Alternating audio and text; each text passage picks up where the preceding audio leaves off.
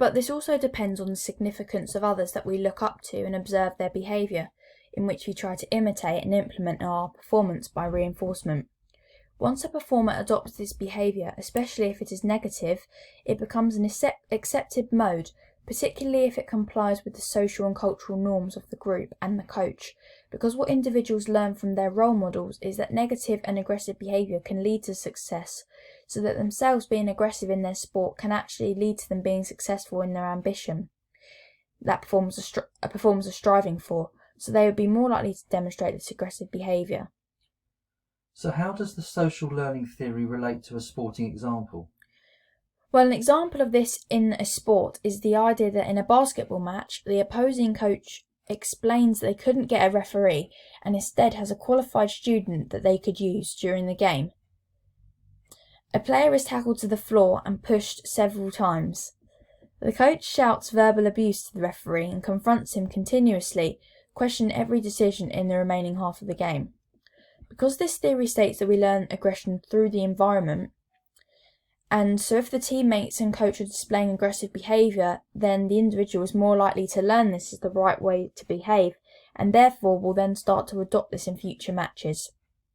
Bandura 1973 suggested that aggressive behaviour is more likely to be demonstrated by those who participate in contact sports, as his Bobo doll studies showed that the children who didn't observe the adult were less aggressive and never hit the doll, but the children that were exposed to the violent behaviour were more aggressive and had an increased attraction to guns.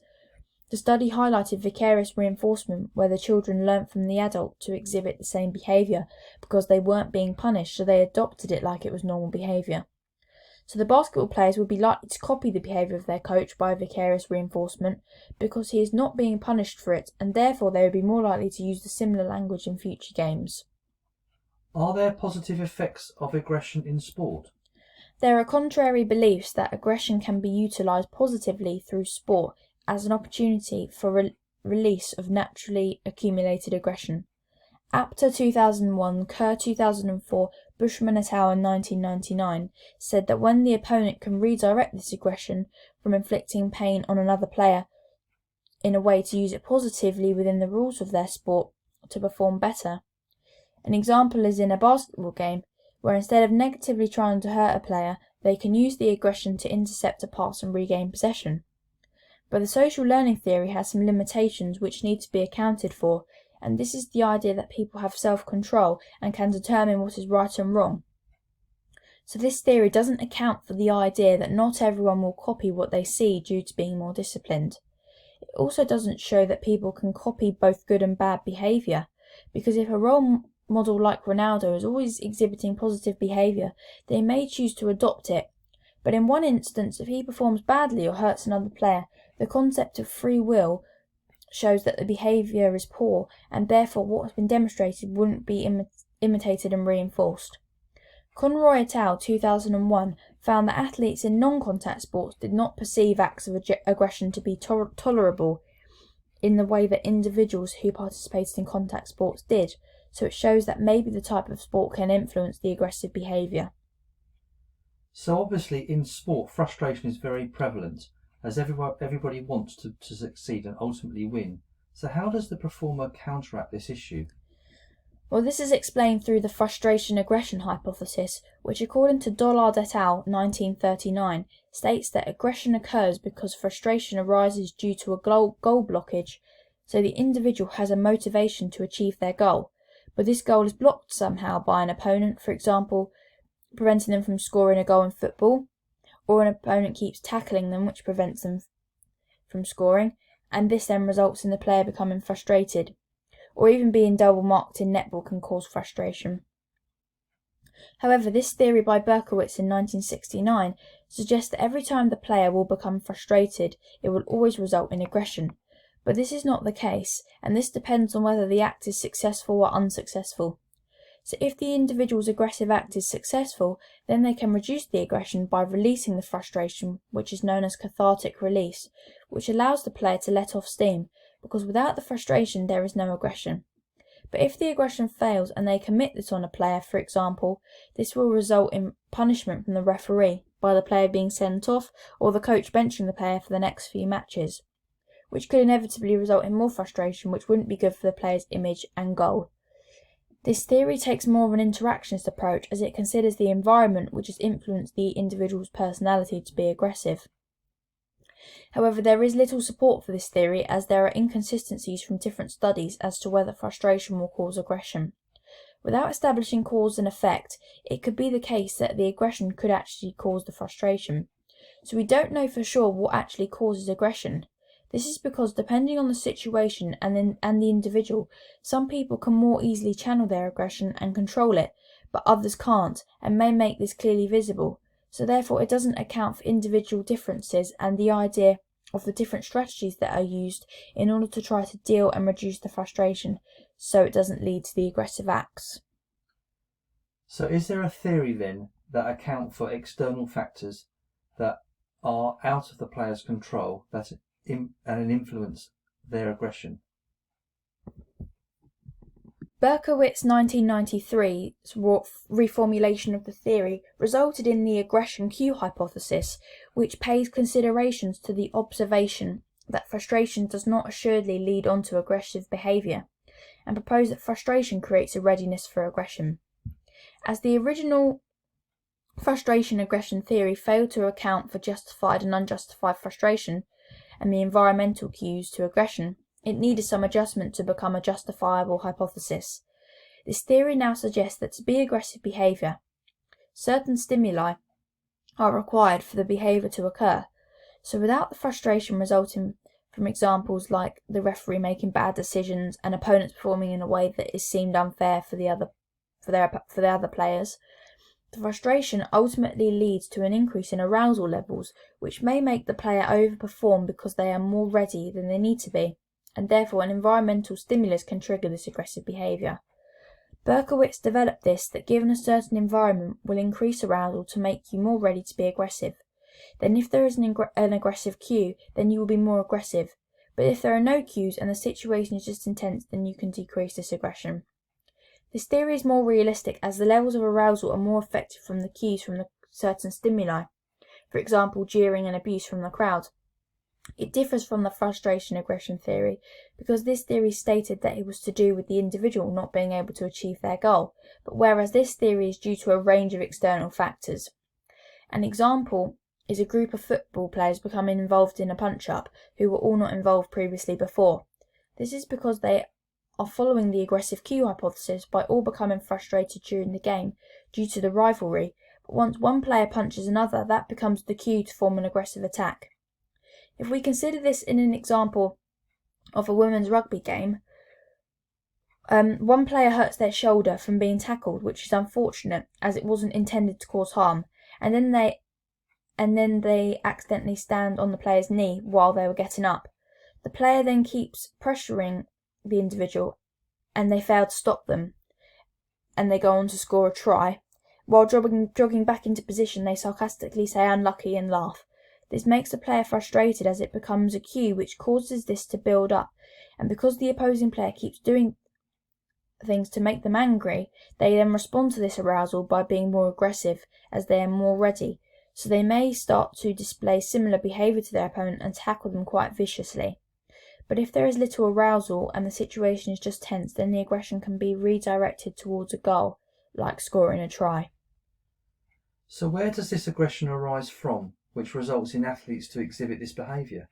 Well, it can be seen that aggression comes from a variety of sources, and it is important to understand where these sources stem from. Sport stresses allow us to understand what causes an athlete to become frustrated, which can ultimately lead to this aggression and a decline in their performance. Athletes in their career will experience situations where they feel highly pressured due to personal reasons like anxiety and stress, but also environmental factors like the atmosphere of the spectators and their teammates. If we look at the example of football, historically it was deemed as quite an aggressive sport because it was known as mob football, which had little rules and were more socially active events where people were rough and aggressive. However, over time it evolved and more rules were introduced to try and contain the aggression and punish these acts when necessary. So especially if the nature of a sport was historically deemed to be aggressive, then the performers are more likely to exhibit the aggressive behaviours because that behaviour was deemed acceptable before. If we consider the Olympics as an example, The athletes spend 4 years preparing for this major competition, when in fact, when they perform, it's a matter of seconds or minutes that can be affected so easily by other opponents who will try to attempt to scare them to try to affect their mindset. So by using certain techniques will help to decrease the doubt that the individual is suffering, as if they show doubt on a penalty kick that could win them the game, or in their last tumbling routine on the floor when they are more than likely to miss, which is why using positive self-talk or visualizing optimum performance is so important in helping to compose the athlete so they can eliminate the self-doubt and anxiety to help them be more focused. Are there certain factors that affect someone being aggressive, or is it just solely the individual? It can be influenced by the player themselves or an external factor which can result in them demonstrating aggressive behaviour. An example of this is in a competition like the Olympics. All athletes will be feeling high levels of pressure to win for themselves and their coaches, and this can make an athlete more likely to be aggressive, especially then if they perform poorly or don't place in the top 3. Another example is the individual retaliating to an incident where they feel that they have been treated unfairly. For example, a player who has initiated a harsh tackle on the individual, which is against the rules of the game, but the referee did not reward a free kick, and therefore the frustration felt in reaction to this hostile aggression is demonstrated, and the player may threaten or try to physically harm their opponent. There are also external factors which are out of the player or team's control, like the spectators' rivalry between one another. This can exert aggressive behaviour. For example, Brighton Hove Albion playing Crystal Palace. Because there is rivalry between these two teams, this can cause trouble like fighting and abuse at both the players and fans. So in sport, how do performers deal with aggression, and what are the ways to prevent them from displaying this behaviour and affecting others? There are many strategies that are used by players, coaches, referees and governing bodies in order to try to prevent and punish aggressive acts, so they can try to prevent vicarious conditioning and influencing young audiences and other performers that these are the right ways to behave. Firstly, we have players, and these are probably the main performers that are subjected to aggression or are responsible for aggressive behaviour. A strategy that players use is cognitive arousal reducing techniques like positive self-talk and counting to 10 to try to stabilise themselves and reduce the aggression they feel so they can continue to participate in their sport without initiating an aggressive act on another individual. So by performing this by mental rehearsal can help to reduce the anger to try to calm the player. By visualising something peaceful and meaningful to them will make them more comfortable and less stressed, so they can direct their anger to be more driven and successful to win the game or perform better. What strategies do coaches use to reduce aggression or prevent this type of behaviour then? Well, coaches want to promote positivity and no aggression in their teams, as they want their team to succeed and perform well off the pitch, as well as on the pitch, in order to promote this non-aggressive behaviour. This is why it is important to implement non-aggressive role models, so the players learn what behaviour is acceptable and not acceptable, and that the ways of respecting other teammates and opponents, even if they exhibit aggressive behaviour, by dealing with it in a mature way, will not only help the situation but also to promote non-aggressive behaviour, so it can have a positive impact on the sport and therefore try to combat the aggression. So in team talks before, during and after matches, by telling the aggressor they have role of responsibility and that they are responsible for their own actions, that is not the coach or the team member's fault for their behaviour. If an athlete does become aggressive in the game, the coach will assess the situation and potentially remove them to give them an opportunity to learn from the situation and any cues manifested, so by substituting them off removes them from the arousal and cues which are resulting in aggression. However, there have been situations in games where the coaches have told their players to go out and be more aggressive, and this is one classic example of how aggression can be misinterpreted.